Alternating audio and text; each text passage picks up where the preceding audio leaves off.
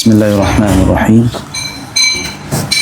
Alhamdulillah wassalatu wassalamu ala habibina wa syafi'ina wa qurrati a'yunina sayyidina Muhammadin sallallahu alaihi wasallam. Asyhadu an la ilaha illallah wahdahu la syarika lah wa asyhadu anna Muhammadan abduhu wa rasuluhu la nabiyya ba'dah. Rabbi shrah li sadri wa yassir li amri wa hlul 'uqdatam min lisani yafqahu qawli. Subhanaka la ilma lana illa ma 'allamtana innaka antal alimul hakim. Allahumma faqihna fid din wa 'allimna at-ta'wil. Bismillahirrahmanirrahim. Bisanadil muttasil ila Imam Abi Isa Tirmizi wa qablahu natawassal wa nuhdi ثواب ما قرأناه من سورة الفاتحة إلى روحانية رسول الله صلى الله عليه وسلم وأصحابه وذريته وأتباعه خصوصا للإمام أبي عيسى الترمذي. الفاتحة. أعوذ بالله من الشيطان الرجيم. بسم الله الرحمن الرحيم. الحمد لله رب العالمين الرحمن الرحيم مالك يوم الدين إياك نعبد وإياك نستعين اهدنا الصراط المستقيم صراط الذين أنعمت عليهم غير المغضوب عليهم ولا الضالين آمين رب العالمين. Hadis, masih ingat hadis terakhir yang kita baca sebelumnya? Kasusnya apa? Mengambil kembali sedekah. Sayyidina Umar kembali mengambil sedekahnya, tapi dengan cara yang elegan. Enggak saya ambil lagi, enggak bukan gitu ya, tapi gimana caranya? Ya, jadi Sayyidina Umar bin Khattab radhiyallahu ta'ala anhu, beliau memberikan atau menghadiahkan atau mensedekahkan seekor kuda fi sabilillah, di jalan Allah, tentunya dipindah tangankan ke sahabat beliau yang lain ya. Kemudian ternyata di pasar kedapatan bahwa orang yang dahulunya menerima kuda itu ingin menjual kuda itu. Melihat kondisi itu, maka Sayyidina Umar ingin membelinya lagi. Ya kan? Sebetulnya itu secara logikanya sah-sah aja. Kan udah punya orang. Kalau udah punya orang tuh ya, punya orang yang dia berikan, udah jadi hak milik dia, dan sah-sah saja sebetulnya dia jual beli sana, saya beli lagi, sah saja. Tapi ternyata Rasulullah bilang, la ta'ud fi sadaqatika, kamu jangan tarik lagi sedekahmu. Nah, berarti di sini nggak elegan gitu, nggak elegan ya. Dulunya udah dikasih, tapi ditarik lagi, nah itu sangat tidak elegan sekali. Meskipun caranya beribawa, caranya terhormat gitu, dibeli gitu, terhormat caranya. Sekarang masuk kepada hadis berikutnya, babu majaa fi shadaqati 'anil mayyiti. Ya, bacalah. Bismillahirrahmanirrahim. Babu majaa fi shadaqati 'anil mayyiti. Wa bihi qala haddatsana Ahmad bin مانع قال أخبرنا روح بن عبادة قال أخبرنا زكريا بن إسحاق قال حدثني عمرو بن دينار عن إكرمة عن ابن عباس عن ابن عباس رضي الله عنه أن رجلا قال يا رسول الله إن أمي توفيت أفينفعها إن صدقت عنها؟ قال نعم. قال فإن لي مخرفا فأشهدك أني قد تصدقت به عنها. قال أبو عيسى هذا حديث حسن وبه يقول أهل العلم يقولون ليس شيء يصل إلى الميت إلا صدقة والدعاء. وقد روى بعضهم هذا الحديث عن عمرو بن دينار عن إكرمة عن النبي صلى الله عليه وسلم مرسلا قال ومعنى قوله إن لي مخرفا يعني بستانا. Bawa sini deh. Ya, bismillahirrahmanirrahim. Ya, fokus ya. Bismillahirrahmanirrahim. Babu ma jaa fi shadaqati 'anil mayyiti. Boleh gak kita bersedekah untuk mayit, bersedekah atas nama mayit. Nah gitu. Jadi sedekah an, jadi sedekah an itu bukan sedekah ke mayat ya. Buat apa buat mayat? Mayat udah mati. Gimana buat apa mereka itu? Maksud di sini adalah bersedekah atas nama almarhum, berwakaf atas nama almarhum. Nah begitu seterusnya. Apalagi itu zakat. Zakat kalau terutang. Duduk kelas ini. Atu-atu. Zakat kalau terutang itu harus dibayarkan tuh. Ya tasbih ini. Tasbih. Ya, bismillahirrahmanirrahim. Ya. Wabihi qala haddatsana Ahmad ibn Mani', bukan Mani', beda itu mananya. Mani'. Qala haddatsana Ruh ibn Ubadah qala haddatsana Zakaria ibn Ishaq qala hadatsani Amr bin Dinar an Ikrimah dari Ikrimah murid utama Sayyidina Abdullah bin Abbas. Ikrimah ini murid utama dari Abdullah bin Abbas. Siapa Abdullah bin Abbas? Messi. Abdullah bin Abbas siapa?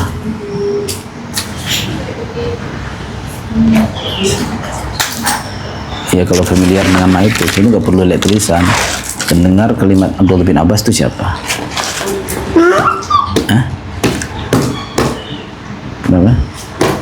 Abdullah bin Abbas. Anaknya Abbas ya. Abdullah bin Abbas ya anaknya Abbas. Sepupu Rasulullah. Abdullah bin Abbas sepupu Rasulullah. Abbas itu pamannya Rasulullah. Apa kata Abdullah bin Abbas? Ada seseorang yang berkata kepada Rasulullah sallallahu alaihi wasallam, "Ya Rasulullah, wahai Rasulullah, inna ummi tuwfiyat afa yanfa'uha in tasaddaqtu anha." Ya Rasulullah, saya punya ibu, saya punya ummi, udah wafat ya Rasulullah. Bisa enggak bermanfaat enggak sedekah aku atas nama beliau? Itu sedekah atas nama beliau. Bermanfaatkah untuk beliau jika aku bersedekah atas namanya? Maka jawab Rasulullah sallallahu alaihi wasallam, bermanfaat. Di sini sebetulnya bukan persoalan hukum ya, iya atau tidak, tapi di sini lebih dari itu, yaitu bagaimana Rasulullah sallallahu alaihi wasallam menghibur seorang anak yang ditinggal wafat oleh ibunya. Coba seandainya Rasulullah bilang enggak, sedih lah itu. Ini lebih dari sekedar hukum iya atau tidak, boleh atau tidak, tapi lebih juga mencapai perkara humanisme apa tuh? Insaniyah ya, insaniyah, humanis. Jadi itu Rasulullah SAW itu ingin menjaga perasaan si fulan yang bertanya ini. Ini mirip dengan kisah Rasulullah SAW ketika ada seorang sahabat yang bertanya kepada beliau, "Ya Rasulullah, aina abi?" Ayahku di mana? Ayahku di mana? Kata seorang sahabat itu. Lalu kata Rasulullah, "Inna abaka finnar." Ayahmu masuk neraka. Gimana tuh perasaan sahabat itu pasti bilang ayahnya masuk neraka tuh. Kemudian ya sedih kan? Kemudian Rasulullah beranjak berjalan, belum jauh Rasulullah berjalan, Rasulullah panggil lagi itu sahabatnya, "Inna abi wa abaka finnar." Ayahku, ayahmu sama. Itu cara Rasulullah menemani perasaannya. Tapi yang dimaksud Rasulullah itu ayah yang mana kan bisa jadi maknanya. Abi itu bisa maknanya banyak. Paman bisa gitu. Paman yang mana nih? Paman beliau banyak. Gitu. Ada beberapa, paman 2 ya? 3, 4. Sayyidina Hamzah, Sayyidina Abbas, Abu Talib, kemudian Abu Lahab. Nah itu bisa buat naik abi. Nah, bisa dibilang ayah juga.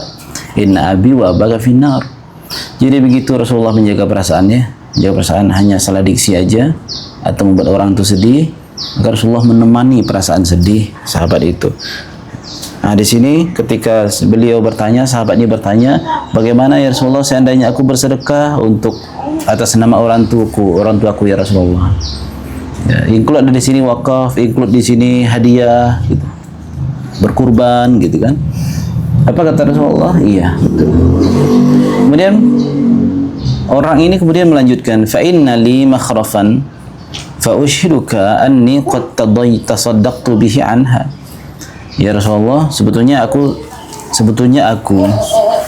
Jadi beliau sahabat ini ngelakuin dulu baru bertanya. Jadi beliau tuh sahabat ini ingin konfirmasi aja. Ini apa yang sudah saya lakukan ini betul nggak ya? Benar nggak ya? Kemudian kan setelah Rasulullah bilang iya bermanfaat untuk orang tuamu. Kemudian barulah sahabat ini ngaku, ya Rasulullah, saya ini punya satu kebun. Jadi saya ngaku, fa usyiduka, aku ngaku dulu aku sudah aku lakukan sebelumnya sih ya Rasulullah, gitu. Nah, ini jadi dalil nih buat orang, lakuin dulu baru nanya kemudian. Ya, kerjain dulu baru nanya kemudian.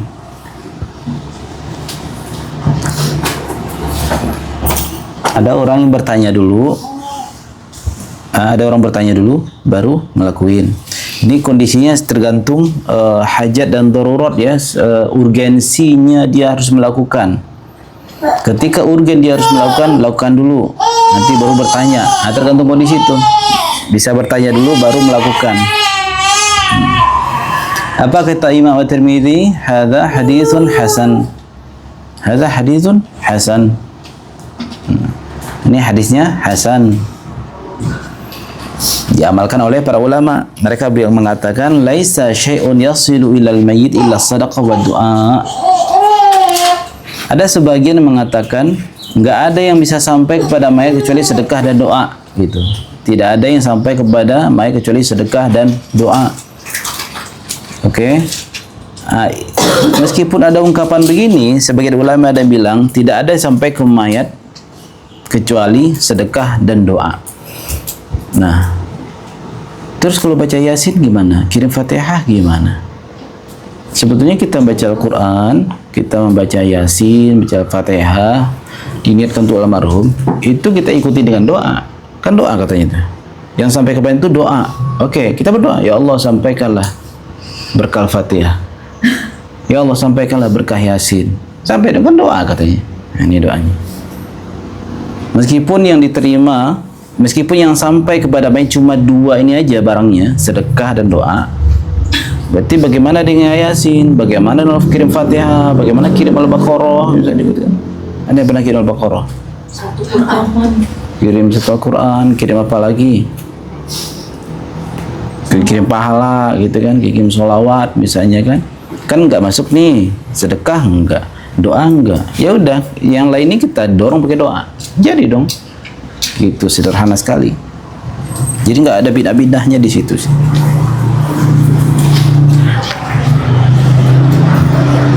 Lalu bagaimana dengan hadis idza mata ibnu Adam inqata'a amaluhu illa min thalath? Apabila seseorang meninggal, maka amalnya terputus kecuali tiga. Apa itu? Ilmu yang bermanfaat. Ilmun yuntafa'u bih, ilmu yang bermanfaat. Doa waladin saleh, doa anak yang saleh. Terus Sedekah. sedekatun jariyah. Ya, sedekatun jariyah. Yang pertama tadi apa? Ilmu yang bermanfaat. Yang kedua doa anak yang saleh. Kemudian sedekatun jariyah. Oke. Terus hadis ini dijadikan dalil oleh orang yang enggak menerima berkirim pahala itu untuk mengatakan enggak bisa kirim pahala, kalau kirim Yasin, kirim Fatihah, kirim doa itu kenapa? Itu udah terputus kok. Nah, berarti tidak jeli membaca hadis ini. Hadis itu sangat jelas sekali. Rasulullah bilang, apabila seseorang meninggal, amalnya yang terputus. Amalnya, bukan amal orang hidup. Rasulullah kan sedang berkabar tentang amal si mayat. Kalau ada pun kirim Fatihah, kirim Quran itu bukan amal si mayat, amal orang. Rasulullah nggak bilang terhenti amal orang untuk dia, enggak gitu. Nah. Paham ya maksudnya bedanya? Ya, Rasulullah bilang tuh terputuslah amalnya. Amal siapa? Amal si mayat. Lah iyalah, orang udah wafat terputus. Sepolos itu Rasulullah menyampaikan ya, namun penuh makna. Rasulullah tidak bilang tidak akan sampai amalan orang yang hidup kepada dia. Nah, itu. Jadi amal si mayat yang tetap eksis apa? Ilmu yang bermanfaat sampai tuh apanya? Pasif income-nya. Pasif income pahalanya. Doa anak yang soleh nih. Doa'u waladin saleh, bukan doa'ul waladihi as-saleh. Doa siapapun orang yang soleh, anak-anak yang soleh. Setiap orang anak enggak? Ya. Kemudian waladin itu pakai tanwin, umum berarti. Dan juga bukan anak si mayat, enggak mesti anak si mayat. Bagaimana kalau jomblo wafat, belum punya anak dong? Bagaimana kalau orang nikah tapi belum punya anak, belum dia meninggal? Berarti nggak berlaku dong potongan kedua. Maka hadis itu ini dalam perkara ilmu bahasa Arab ya, doa'u waladin saleh. Doa siapapun hamba-hamba yang soleh itu maksudnya. Anak-anak yang soleh. Semua orang adalah anak. Kakek-kakeknya orang dia itu adalah anak dari orang tuanya. Ibni Adam. Ibni Adam. Ibni Adam. Yad'u lahu. Kecuali kalau redaksinya doa'u waladihi as-salih, doa anak si mayat yang soleh, baru terikat. Tapi enggak kan? Jadi dia beda redaksinya, bisa dihafal tuh. Kan familiar nih hadis ini, mungkin waktu SD, waktu sekolah familiar. Apabila seorang meninggal, maka terputuslah amalnya. Dan dia amalnya udah terputus karena udah meninggal. Nah, jadi hadis yang tadi pun tidak membatalkan sampainya pahala kepada si mayit apabila seorang itu beramal ya karena Allah, ikhlas karena Allah, niatnya fokus pada Allah, lalu dia berdoa, ya Allah sampaikanlah. Maka Imam An-Nawawi dalam kitab Al-Adhkar pernah ngajarin kalau kita membaca Al-Quran terus kita meniatkan pahalanya untuk almarhum, maka dorong pakai doa. Karena Imam Nawawi mengamalkannya di sini nih. Apa doanya? Allahumma awsil mithla thawabi ma qara'nah min surati kadza wa kadza. Ya Allah, kan berdoa kan katanya kan? Yang sampai kepada ma itu cuma sedekah dan doa. Nah, sekarang orang yang hidup berdoa pakai senjata ini.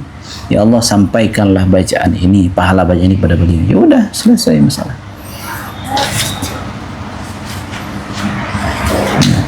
Jadi hadis yang tadi tidak membatalkan kirim-kirim Fatihah, kirim itu. Nah. Lanjut hadis berikutnya.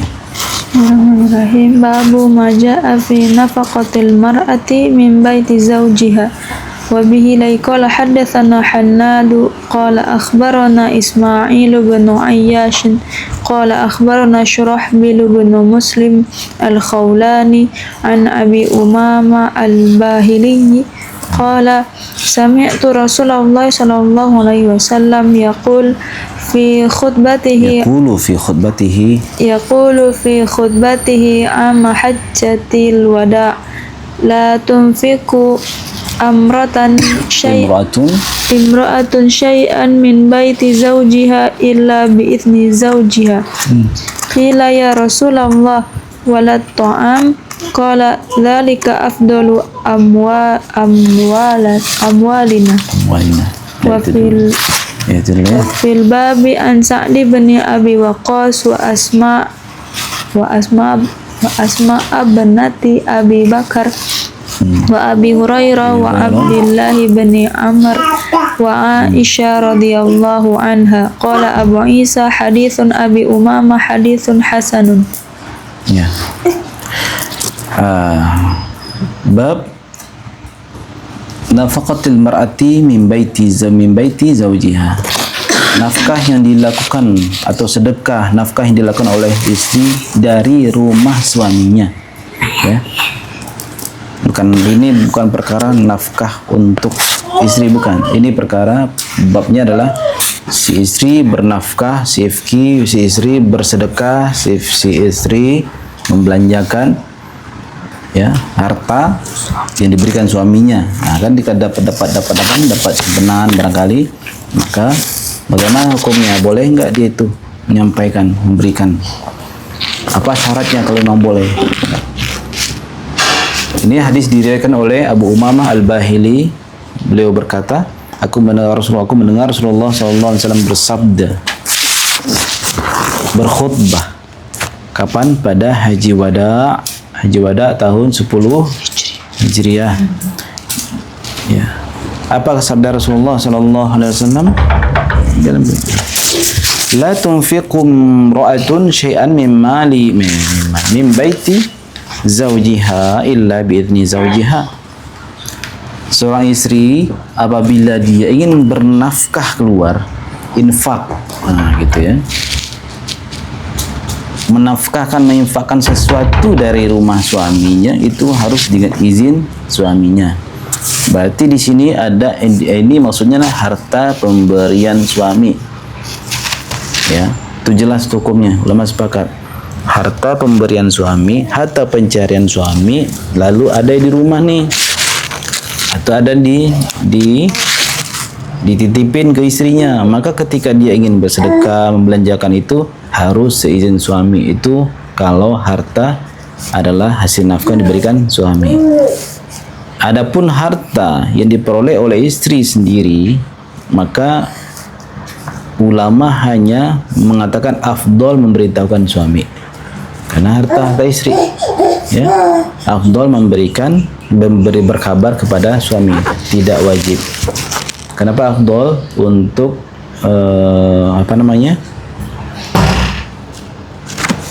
biar itu aja, biar komunikasi, ya, bahasa begitu. Qila ya Rasulullah, bagaimana kalau makanan yang diberi? Bagaimana kalau si istri itu memberikan makanan ke orang lain, ya? Apakah perlu izin atau tidak pada suaminya? Apa kata Rasulullah? Dzaka afdalu amwalina. Itu makanan itu termasuk harta yang utama. Lah iya, lebih lagi, kira-kira begitu maksudnya. Ya, di sini perbedaan ulama di sini, ya, perbedaan tentang ini maksud apa? Bagaimana kalau harta pencarian istri? Bagaimana kalau harta pencarian suami? Kalau harta pencarian suami, wajiblah istri berkabar. Wajib, bukan cuma berkabar, minta izin.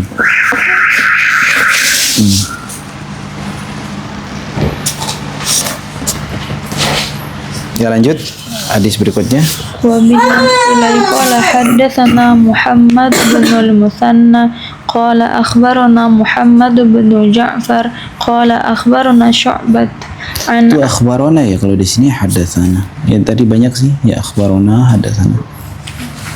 Qala akhbarana Syu'bah an Amr bin Murrah qala sami'tu Aba Wa'ilin yuhaditsu an Aisyata 'anin Nabi sallallahu alaihi wasallam annahu qala idza tasaddaqatil mar'atu min baiti zawjiha kana laha bihi ajrun walizawji mithlu dzalika walil khazini mithlu dzalika wala yanqusu kullu wahidin minhum min ajri sahibihi syai'an lahu bima kasaba walaha bima anfaqat.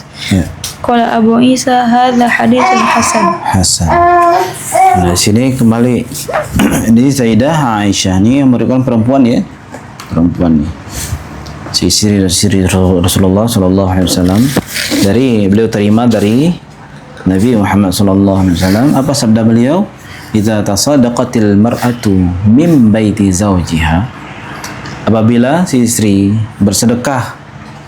mensedekahkan harta yang diambil dari rumah suaminya, ya, kana laha bihi ajrun, ya, kana laha bihi ajrun, disebabkan dia minta izin tadi, si istri mendapatkan pahala. Nah, ini disimbolkan dengan rumah suami. Bagaimana kalau rumah itu rumah istri? Di Sumatera Barat kan istri suami tinggal di rumah istri. Saya pertama di Minang, suami itu tinggal di rumah istri, ya gitu ya. Sumatera Utara gimana? Suami. Di rumah suami. Ya syukur punya rumah sendiri begitu. Ya. Kana laha bihi ajrun. Maka jelas dia mendapatkan pahala. Walizauji mithlu dzalik, meskipun si suami bukan dia yang ngasih, dia dapat ngalir juga. Walil khazini mithlu dzalik. Si pelayannya, si penyimpannya yang ngurusin harta itu pun juga mendapatkan. Wala yaqsu kullu wahidin minhum min ajri sahibi syai'a. Disebabkan banyak berbagi pahala itu sebetulnya tidaklah berbagi, tidak akan mengurangi jatah masing-masing. Ya. 100% untuk si istri yang mensedekahkan, 100% untuk suami yang mengizinkan, 100% untuk si khazin yang melayani, yang mengurusin, ya. Lahu bima kasaba, sejauh maka masing-masing orang tadi dia memperoleh jatah sejauh apa upaya dia. Walaha bima anfaqat, plus bagi si istri disebabkan yang dia infakkan, ya, pahalanya di sana tuh. Nah, inilah uniknya Allah Subhanahu wa taala itu, kalau kita seseorang berkirim Al-Fatihah ke banyak orang, ke para aulia, itu nggak ngaruh dalam artian tidak akan kurang kok jatahnya. Kita kirim Al-Fatihah ke 1 orang, dengan kita berkirim Al-Fatihah ke 4 orang, itu sama-sama 100% masing-masing. Kirim Fatihah ke 10 orang, tidak akan berkurang 100 dibagi 10, enggak, jadi 10 berarti dikit dong, enggak. Jadi boleh enggak seseorang itu bertawassul atau berkirim Al-Fatihah disebutin semuanya Al-Fatihah 1 kali? Boleh-boleh saja. Ya. Tapi karena kita itu perlu untuk melatih tabiat kita, tabiat malas kita, tabiat mengeluhnya kita, lama banget dah, gitu. Maka harus dilatih. 1 orang 1 Al-Fatihah, 1 wali 1 Al-Fatihah, 1 nabi 1 Al-Fatihah, bahkan dilebihin 1 orang itu. Nah, apa tujuannya per sosok itu Al-Fatihahnya masing-masing? Itu untuk faedahnya seantaranya dan melatih kesabaran kita, melatih supaya kita tidak mudah mengeluh gitu. Dan ngerasain nggak banyak banget di Fatihah nih. Biasanya pernah ngalamin tuh, ya, biasanya pernah ngalamin kita. Diborong aja nggak sih? Enak kali diborong, cepat selesai gitu kan. Iya, kalau dalam proses riyadhah latihan ya satu-satu. Ya. Kalau Al-Fatihahnya kalau kitanya sudah bermutu, ya, kalau kita sudah mengerti rahasia Al-Fatihah, udah mengerti asrornya Al-Fatihah, ya mungkin 1 kali Al-Fatihah cukup lah gitu kan, bisa lah gitu kita lakuin. Tapi kalau kita proses belajar, ya kalau bisa 1 orang 1 Al-Fatihah masing-masing, ya, jangan diborong. Karena ketika kita yang borong bisa jadi di situ nafsu yang bermain, meskipun dia baca surah Al-Fatihah. Jadi nggak berkurang, ya. Samudra Al-Fatihah, karya siapa tuh? B. Arifin. Ada nama buku Samudra Al-Fatihah.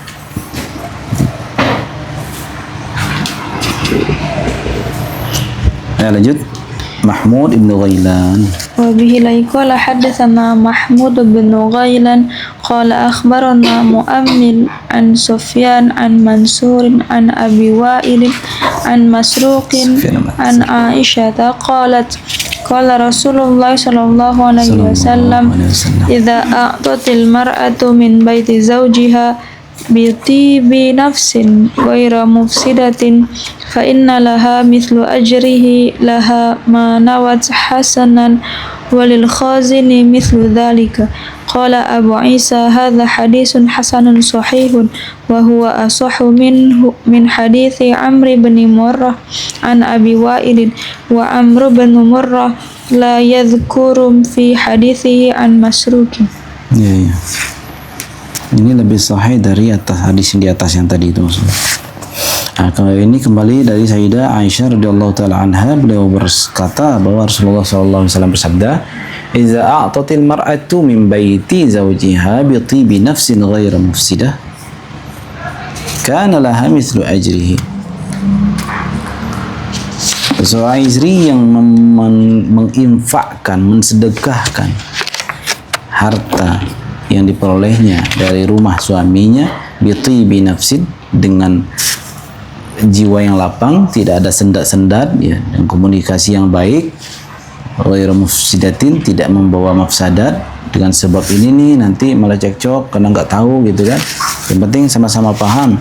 Kana laha mithlu ajrihi, maka bagi si istri itu sama ya jatah anugerah dari Allah Subhanahu wa taala sebagaimana diperoleh oleh suaminya.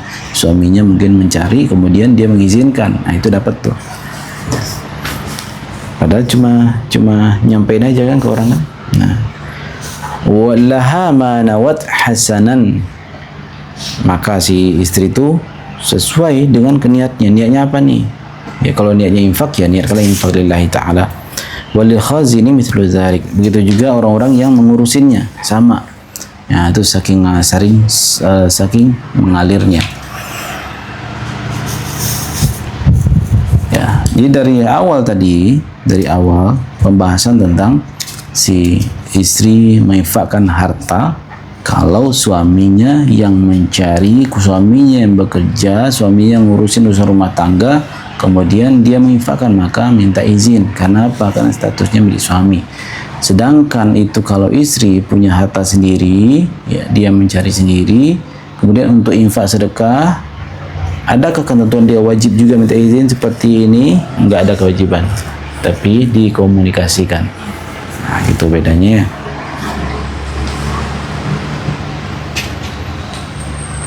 Karena dalam bab nafkah dan keluarga tuh banyak apa namanya, harus detail, harus jeli ya. Apa saja yang harus dinafkahi ya oleh si ayah gitu ya. Maka dalam mazhab Syafi'i, anak sedang masih dalam masa disusui, itu si ibunya, si istri itu tetap harus diberikan upah di luar nafkah rutin. Itu dalam mazhab Syafi'i, itu mazhab Imam Syafi'i, itu di luar nafkah rutin, dia harus diberi upah yang terpisah dari suaminya. Jadi sangat feminim ya mazhab Syafi'i dalam ini. Mazhab-mazhab lain enggak ada kewajiban di situ. Bahkan disebabkan anak nih, kalau seorang istri berpisah ya, suami istrinya berpisah, terus si anak masih menyusui, itu pun masih berlaku upah itu masih berlaku meskipun dia udah pisah gitu. Saking begitunya Allah menjaga hifzun nafsi, menjaga jiwa itu. Banyak kewajiban suami itu banyak, ada luar biasa lah banyaknya.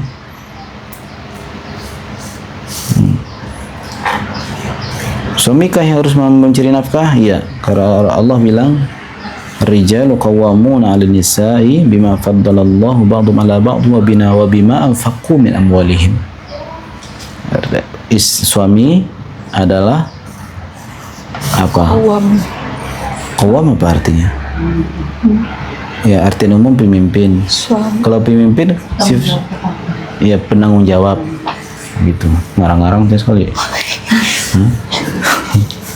Iya, itu sifat pemimpin itu ya, penanggung jawab. Pemimpin apa lagi? Melayani. Ya udah, jangan terpesona dengan kata pemimpin itu. Ingat tugas pemimpin itu apa tuh? Itu laki-laki itu. Jangan pemimpin berarti ketua, diktator. Enggak, jangan fokus di sana aja, fokus kepada dia sebagai pemimpin tuh ngapain sih kalau pemimpin? Melayani, bertanggung jawab. Ya. Bima faddalallahu bi ba'dhum 'ala ba'd wa bima anfaqu min amwalihim. Ini sangat jelas di Al-Qur'an. Kenapa dia harus jadi pemimpin? Itu dengan sebab dialah yang seharusnya untuk memberikan nafkah. Itu. Oh ya, saya pernah baca juga. Saya punya teman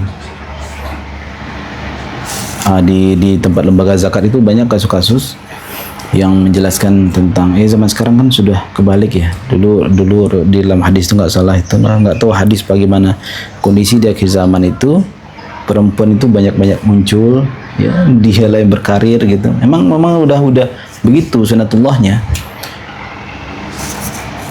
Ini sindiran sebetulnya, sindiran kepada yang orang-orang yang katanya adalah pemimpin rumah tangga, siapapun lah. Ya. Itu sindiran sebetulnya. Itu bukan konotasi negatif. Berarti perempuan seperti itu berarti dia menyalahi kodratnya. Enggak juga. Ini ada faktor keterbalikan. Kan dari kirisan banyak balik-balik kan. Laki-laki jadi perempuan gitu, apalagi itu. Urusan kebalik-balik itu. Nah, apa harus dilakukan? Apa yang menjadi kewajibannya? Ketika si perempuan memiliki usaha pebisnis lah, akhirnya sementara suaminya tidak, kemudian menggunakan menjadikan harta istri sebagai modal, maka selama utang itu belum terbayar oleh si suami, maka selama itu pula belum dianggap menafkahi. Begitu aturan fikihnya. Misalnya 100 juta nih, istri meminjamkan, kecuali kalau ngasih itu beda cerita tuh. Istri meminjamkan kepada suaminya untuk usaha. Kemudian dari hasil pinjaman itu dibangunlah usaha, bangunlah perusahaan misalnya, pertanian misalnya. Dari hasil itu dia kasihlah ke istrinya, dianggapnya sebagai nafkah. Belumlah dianggap nafkah kalau nominal tadi belum kembali 100%.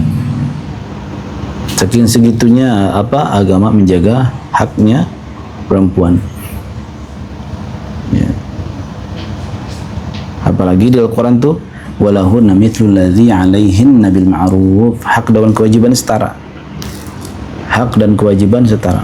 Walahunna, jatah si istri, mithlul ladzi 'alaihinna, setara dengan tanggung jawabnya. Berarti timbal balik. Hak istri berarti kewajiban suami. Hak suami berarti kewajiban istri. Berarti simetris. Simetris tuh. Ada dalilnya banyak di Al-Quran. Termasuk suami istri yang bercerai sementara dia masih menyusui, masih diberikan nafkahkah? Harus diberikan upahkah? Upah menyusui itu, ini dulu anak ya, anak tetap berwajib nafkah itu oleh si ayah meskipun ayah sudah cerai. Terus si anaknya masih dalam masa menyusui, haruskah dinafkahi istri ini meskipun sudah cerai? Al-Quran bilang ya, surat Thalaq. Ya. Perempuan yang masih menyusui dan dia sudah bercerai dengan suaminya, di luar nafkah kepada anak itu, si suami atau si mantan suami tetap wajib memberikan upah menyusui kepada si istri ini karena faktor anak tadi. Ya. Apakah nafkah anak ini dianggap include kepada istri yang menyusui ini, mantan istri menyusui ini? Ya, beda ya. Karena udah lewat upah menyusui buat anak juga. Nah, itu beda. Emang bisa ketika upah menyusui lalu itu uang upah itu dimasukin untuk beli-beli yang lain gitu. Enggak, itu dua hampir beda gitu. Enggak bisa disamain. Nah, itulah pentingnya memaarifati pernikahan sebelum pernikahan. Kita harus muhasabah, sering kita sampaikan. Bisa jadi aku akan menikah itu hukumnya sunat. Bisa jadi aku yang akan menikah itu hukumnya masih makruh. Bisa jadi aku yang akan menikah itu hukumnya masih haram. Bisa jadi. Atau jangan-jangan malah wajib. Nah, malah wajib. Buat sunat. Bisa jadi begitu. Hukum nikah itu macam-macam. Bisa makruh. Kalau nggak yakin pada diri nih, salah satu pasangan baik laki-laki itu perempuan, yang laki-laki nggak yakin nih, itu makruh hukumnya nikah. Betul, Rasulullah mengatakan an-nikahu sunnati, nikah itu sunnahku. Betul. Apa maksud sunnah itu? Sesuatu yang Rasulullah kerjakan. Itu maksudnya. Bukan sunat hukum itu maksudnya hukum mustahab, hukum yang sunat, hukum sunnati dengan makna hukum sunat, bukan. Nikah itu hukumnya sunat, bukan. Yang Rasulullah bilang nikah sunnati itu, nikah itu adalah sesuatu yang aku kerjakan. Gitu ya, yang patut ditiru. Yang aku kerjakan dan perlu ditiru. Nah, sebelum itu tentunya kita harus ilmui dong, jangan asal ditiru aja. Komplit menirunya. Gak cuma meniru dalam perkara akadnya aja. Yang lain-lain juga harus ditiru. Apa persiapannya? Kalau suruh Rasulullah nggak perlu persiapan, kan langsung udah paripurna dari Allah. Ya, surah Nabi. Nah gitu ya. Jadi nggak sesederhana yang dibayangkan oleh orang-orang yang nggak paham ya. Nah, ini pelajaran untuk kita bersama, saling mengingatkan, saling mempersiapkan diri nanti bagaimana nanti kan. Messi kan habis ini Messi nyusul kan. Amin. Itu Ica nyusul. Nyusul semuanya. Ya, barangkali itu ya. Tadi hadis yang pertama tentang sedekah kepada atas nama mayit. Kemudian bagaimana jika istri membelanjakan harta yang ada di rumah itu, yang mana harta itu adalah milik suami. Perlu izin, wajib izin. Tapi kalau hartanya harta istri sendiri, wajib izin ya? Enggak wajib izin, tapi afdol disampaikan. Gitu. Karena harta istri itu bukan hak suami. Tapi kalau harta suami bisa jadi hak istri. Itu aja bedanya. Suami pakai harta istri itu bisa jadi utang, kecuali kalau istri menghibahkan. Ini persoalan akad aja. Persoalan akad aja. Imam Tirmidzi mengatakan hadis ini hasanun sahih, dan bahkan ini lebih sahih daripada hadis yang sebelumnya. Imam Tirmidzi menerima hadis tadi dari siapa? Mahmud bin Ghailan. Mahmud bin Ghailan menerima dari Muammal. Muammal menerima dari Sufyan Tsauri. Sufyan Tsauri menerima dari Mansur. Paham tius? Nah, Muammal menerima dari Imam Sufyan Tsauri. Sufyan Tsauri menerima dari Mansur. Paham? Nyambung. Wallahu ta'ala a'lam. Allahumma faqihna fid din wa 'allimna at-ta'wil. Allahumma faqihna fid din wa 'allimna at-ta'wil. Allahumma 'allimna ma yanfa'una wa anfa'na bima 'allamtana. Allahumma 'allimna ma yanfa'una wa anfa'na bima 'allamtana. Allahumma yassir lana umurana. Allahumma yassir lana umurana. Allahumma salli wa sallim ala habibina syafi'ina wa qurrati a'yunina sayyidina Muhammadin sallallahu alaihi wasallam. La ilaha illa anta subhanaka inna kunna minaz zalimin. Rabbana zalamna anfusana wa illam taghfir lana wa tarhamna lanakunanna minal khasirin. Rabbana atina fid dunya hasanatan wa fil akhirati hasanatan wa qina adzaban nar. Walhamdulillahi rabbil alamin. صلى الله ربنا على النور